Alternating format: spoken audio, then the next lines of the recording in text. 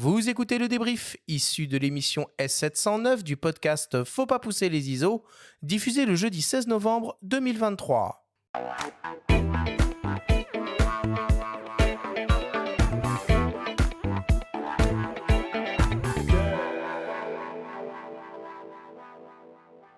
Nous sommes toujours avec Ronnie Studienne de la boutique IPLN et le journaliste spécialisé Louis Royer du magazine en ligne Phototrend pour notre grande sélection des meilleurs boîtiers 2023.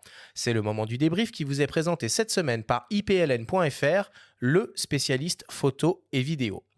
Alors Ronnie, Louis, si on devait essayer de résumer et de synthétiser tout ce que l'on s'est dit pendant cette émission. Bon courage, c'est une question plus simple. Je vais vous guider. Je vais vous guider. Les KQ3. Je vais vous guider.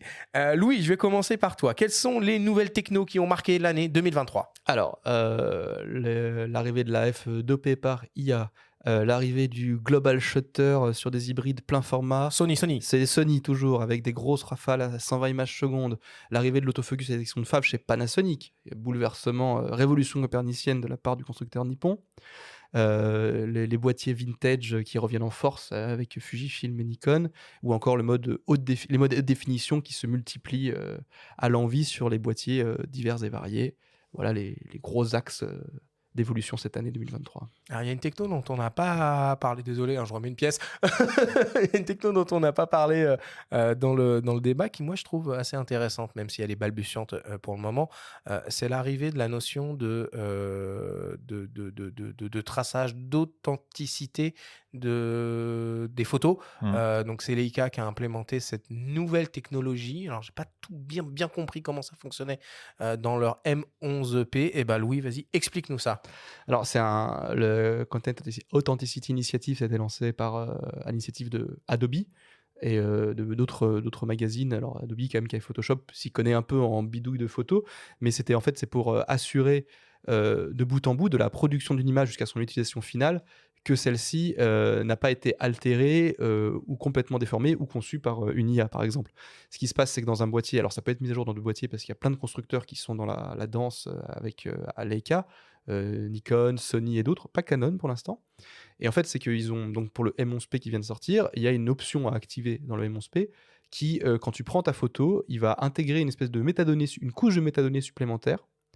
Et dans le fichier RAW ou JPEG que derrière tu vas modifier, il y aura toujours une trace, une espèce de capture initiale de la photo. Donc après, tu prends la photo qui a été faite, 6 mois, 1 an, 2 ans après, qui a été publiée, tu la places dans une application, un logiciel spécial en ligne, et il va te montrer la photo initiale et la photo finale. Il va te dire ce qui a été retouché, quel logiciel a été utilisé, quand elle a été prise, toutes les données, métadonnées habituelles, mais tu vas voir où est-ce que les ombres ont été débouchées, si la couleur a été un peu altérée. Et c'est là que tu vas pouvoir voir si jamais tout d'un coup tu avais une photo, je ne sais pas moi, d'un animal dans la nature et qu'on a collé un éléphant à côté et un yacht, et tu vas voir si ça a été rajouté ou pas, et tu auras toujours une preuve de la photo initiale. Donc c'est pour assurer que ça soit aux médias ou au grand public que l'œuvre initiale n'a pas été altérée et que tu as une photo vraiment fidèle à la vision du photographe ou à la vision du média qui est utilisé. C'est vraiment pour, je pense, lutter contre les IA et apporter plus de crédibilité au métier de photographe en général. Ouais, pour les jurys de concours, c'est un outil qui peut être très précieux. Je ne sais pas dans quelle mesure il peut être répandu, mais ça va dans le bon sens en tout cas. Je pense que ça va être exploité par de nombreux acteurs dans les mois et les années à venir. Ok. Ronnie, quel budget envisagé pour se faire un peu plaisir avec un kit pour les fêtes de fin d'année, et quel budget envisagé quand on est débutant, le ticket d'entrée pour découvrir la photo et la vidéo avec un hybride ?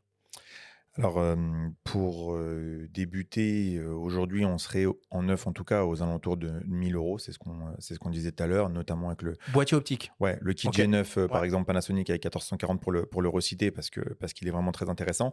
Après, pour se faire plaisir, plus on va avoir la possibilité de monter en gamme, meilleur ça va pouvoir être. Mais en gros, c'est vrai que si on devait donner des fourchettes, on va avoir la première fourchette qui va se situer entre 1000 et 1500. Ouais.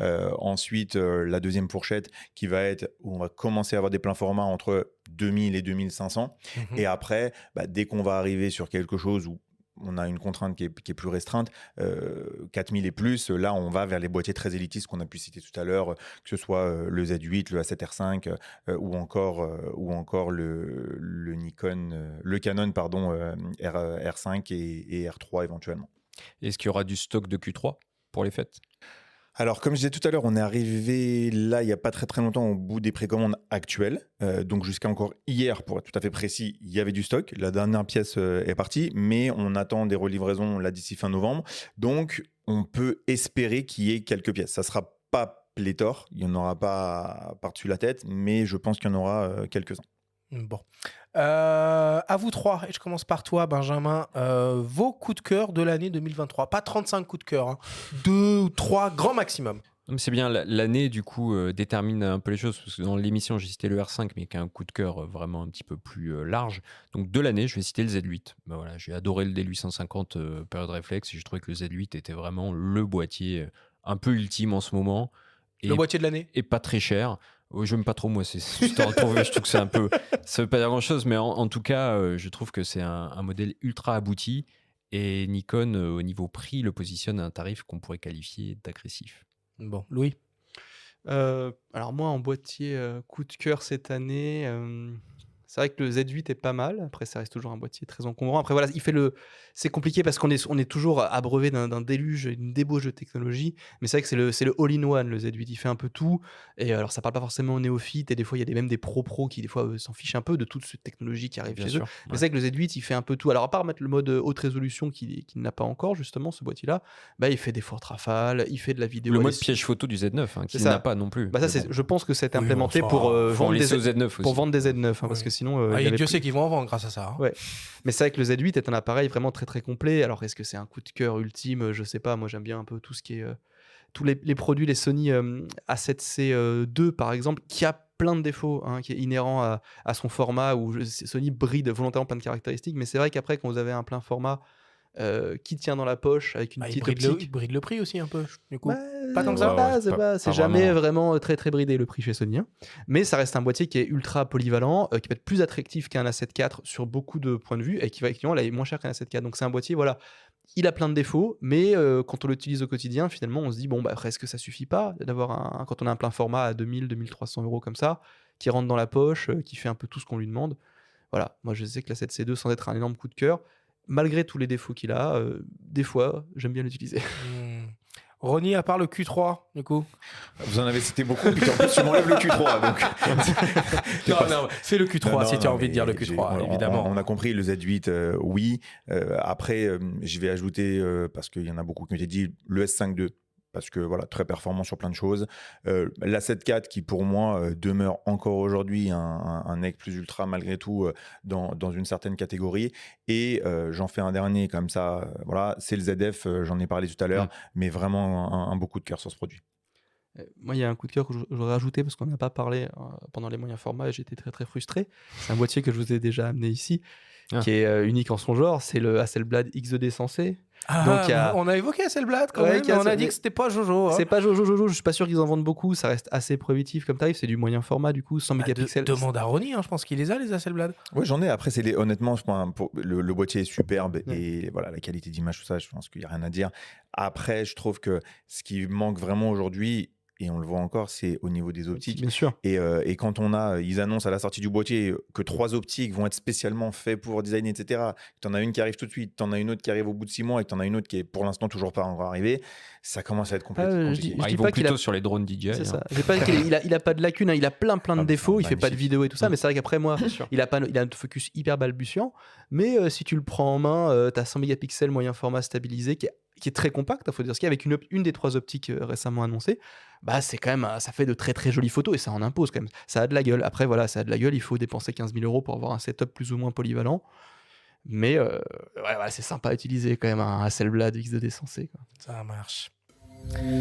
Bon, et pour terminer, on va essayer un peu de se projeter dans le futur, dans cette année 2024, année très stratégique pour beaucoup d'acteurs de la photo. On voit déjà certains constructeurs qui positionnent leurs billes dès à présent. Selon vous, messieurs, quelles vont être les tendances de 2024 et plus précisément les boîtiers qui vont voir le jour? Benjamin. Bon, allez, je vais la jouer facile, hein. Q3 monochrome, ça paraît assez... Franchement, c'est tu prends pas évident. beaucoup de risques. Hein. Alors, je vais en prendre un. Je vais la jouer un peu plus sport. Je vois bien Canon débarquer avec un R1 survitaminé. Et pourquoi pas, tiens, soyons fous, avec un capteur à obturation globale. Alors là, tu serait crois vraiment... Tu crois que la bataille va avoir lieu aussi rapidement? Je ne le pense pas intérieurement, mais bon, on est joueur. Allez, pourquoi pas, tiens. Canon, c'est les seuls à pouvoir rivaliser avec Sony en termes de technologie de capteur. Bah oui. Personne communique là-dessus. Sony dit même, regardez, Canon, ils ont attendu pour sortir leur R1. A priori, ils ont pris du recul. Est-ce que c'est parce que c'est une nouvelle technologie de capteur comme chez Sony? Est-ce que c'est pour d'autres problèmes de production? Canon peut se placer avec le R1. On attend aussi beaucoup de l'A1 deuxième génération. Il se dit qu'un A1 deuxième génération arriverait. Peut-être pas avec capteur avec obturateur global, mais avec un capteur empilé très défini et une énorme rafale aussi pour ceux qui ont besoin de définition très haute pour les photographes animaliers, 100 peut-être. millions 100 millions 100 millions. On y va, 100 millions Bon, déjà, 60 millions avec une autre rafale. C'est chez ça, Sony, déjà ça- empilé, c'est faisable, hein. déjà pas mal. Ce Ou un serait beau. autofocus revu et tout ça. Après, voilà, moi, c'est. Alors, pour le sport, effectivement, entre le R1 et le A1.2 chez Sony, c'est peut-être un peu les deux trucs où, si on n'est pas sûr qu'ils vont arriver, il y a de fortes chances quand même que ces boîtiers-là sortent avant les Jeux Olympiques. Ouais, je suis assez d'accord. Après, pour aller dans un autre style, un nouveau X100, on l'a dit. Ça fait 3 ans Encore qu'on une le fois, dit ça. je prends pas beaucoup de risques. Mais t'arrives à en avoir, donc Et- ils n'ont pas besoin de le sortir. Et après, chez Nikon, je pense qu'on va arriver à la série des Z6 troisième génération, Ouais. qui je pense va être un tournant quand même pour eux, parce que dernièrement, si on regarde bien, le Z8, il est nickel, il marche très bien et il a sa clientèle. Le ZF vient d'être lancé, il marche très bien, il a sa clientèle. Et ils ont besoin d'un cœur de produit un peu polyvalent, un peu à l'instar d'un R6.2, d'un S7 IV ou d'un S5 II. Ouais, ou un petit D300 APS-C, ce serait Ça- pas mal.